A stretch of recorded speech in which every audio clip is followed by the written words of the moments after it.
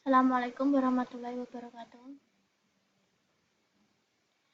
Saya Alif Fauzia Rama dengan NIM 202053168.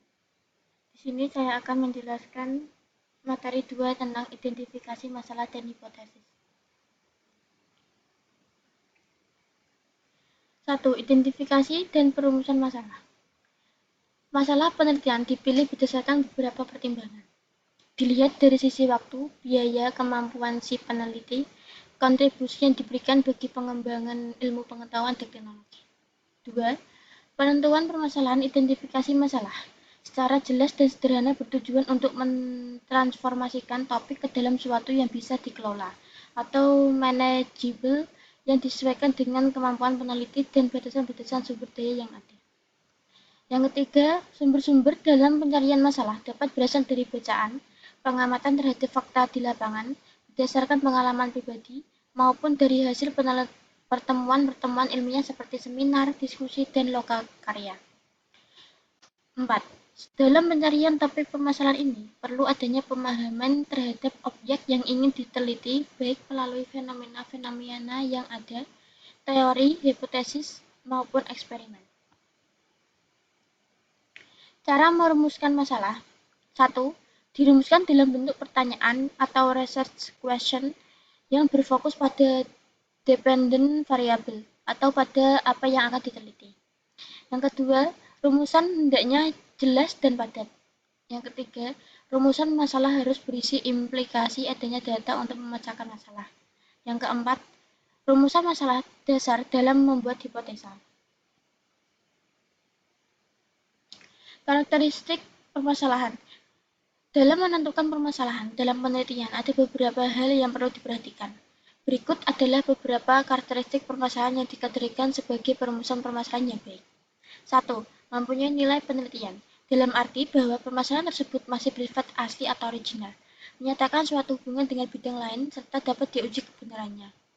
Yang kedua, visible, artinya permasalahan tersebut dapat dipecahkan, tersedianya data dan metode untuk memecahkan masalah, tersedianya biaya, dan dapat diselesaikan dalam waktu yang wajar. Yang ketiga, sesuai dengan kualifikasi peneliti, artinya bahwa permasalahan yang diangkat menarik minat bagi si peneliti, sesuai dengan kualifikasi yang ada. Acuan atau sumber masalah. Beberapa hal yang dapat dijadikan sebagai acuan atau sumber masalah yang nantinya dapat kita jadikan sebagai topik dalam riset adalah 1. Penelitian observasi. Dengan secara langsung, keluhan-keluhan yang ada di lapangan dan adakan eksploratif sendiri secara singkat. 2. Diskusi-diskusi. Diskusi ini termasuk di dalamnya diskusi resmi atau diskusi tidak resmi. Ikuti dengan seksama diskusi tersebut dan ketik masalah-masalah yang timbul dalam diskusi tersebut. Yang ketiga, dosen-dosen atau ahli riset. Pada umumnya, dosen menguasai suatu bidang ilmu tertentu secara lebih baik daripada orang lain. Yang keempat, bibliografi. Sumber bibliografi yang dapat dijadikan sumber problem adalah jurnal, ensiklopedia, review, skripsi atau tesis, disertasi, buku-buku teks, majalah, buletin, research report, dan lain sebagainya. Langkah-langkah perumusan masalah. Langkah-langkah penting yang harus dilakukan dalam membuat suatu perumusan masalah. Langkah 1, tentukan fokus penelitian. Langkah kedua, cari berbagai kemungkinan dari berbagai faktor yang ada kaitannya dengan fokus penelitian tersebut yang dalam hal ini dinamakan subfokus. Yang ketiga, di antara faktor-faktor yang terkait adakan pengkajian faktor mana yang paling menarik untuk ditelaah. Kemudian tetapkan faktor apa saja yang akan dipilih. Yang keempat, kaitkan secara logis faktor-faktor subfokus yang dipilih dengan fokus penelitian. Contoh perumusan masalah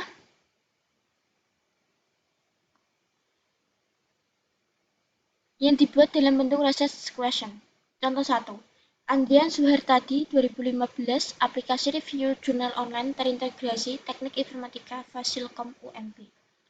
Dalam resensi jurnal ini, seorang yang ditunjuk untuk melakukan resensi akan mendapatkan email dari para penulis yang berisi naskah atau manuskrip jurnal.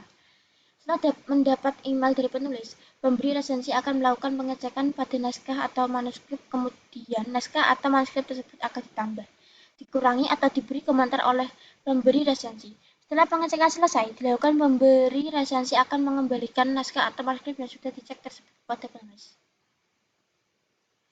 Proses pemberian resensi ini memakan waktu yang cukup lama, karena tidak setiap waktu pemberi resensi melakukan pengecekan email. Permasalahan lain yang muncul adalah adanya kemungkinan penulisan naskah yang sama secara berulang. Selain itu, masalah akan muncul pada saat pemberi resensi ingin melakukan pencarian naskah atau manuskrip secara tepat. Pencarian akan sulit dilakukan karena data tercampur dengan email yang lain, ditambah lagi resiko naskah atau manuskrip terhapus secara tidak sengaja juga sangat besar. Berdasarkan identifikasi masalah yang telah diuraikan di atas, diperoleh perumusan masalah sebagai berikut. 1. Bagaimana membuat sebuah aplikasi untuk membantu proses resensi antara penulis, pemberi resensi, dan editor sehingga berjalan dengan baik. Yang kedua, bagaimana mengatasi pendokumentasian jurnal atau manuskrip agar tidak jadi penulisan jurnal dengan judul yang sama. Dari contoh di atas dapat dilihat bahwa terdapat keselarasan antara latar belakang yang dipaparkan dengan rumusan masalah yang diangkat. Rumusan masalah yang diangkat dibuat dalam bentuk pertanyaan, bisa dalam beberapa kalimat pertanyaan yang kesemuanya mencakup tentang masalah yang akan diteliti. 3. Hipotesis penelitian. Hipotesis merupakan jawaban teoritis atau jawaban sementara terhadap rumusan masalah penelitian dan belum merupakan jawaban empirik dengan dukungan dan data-data. Rumusan hipotesis biasanya diambil berdasarkan kumpulan teori yang sesuai dengan topik penelitian serta hasil dari penelitian-penelitian terdahulu. Dasar yang kuat dalam merumuskan hipotesis yaitu riset problem, scope of the research, dan tujuannya. Cara menyampaikan hipotesis dapat berupa hypothetical statement dan statistical hypothesis. Manfaat pengguna hipotesa. Tidak semua penelitian merupakan hipotesa. Misalnya pada penelitian yang bersifat deskriptif, penelitian eksploratif, dan penelitian yang bersifat kualitatif. Hipotesis merupakan peranan memberikan arah dan tujuan pelaksanaan penelitian dan memandu ke arah penyelesaiannya secara lebih efisien.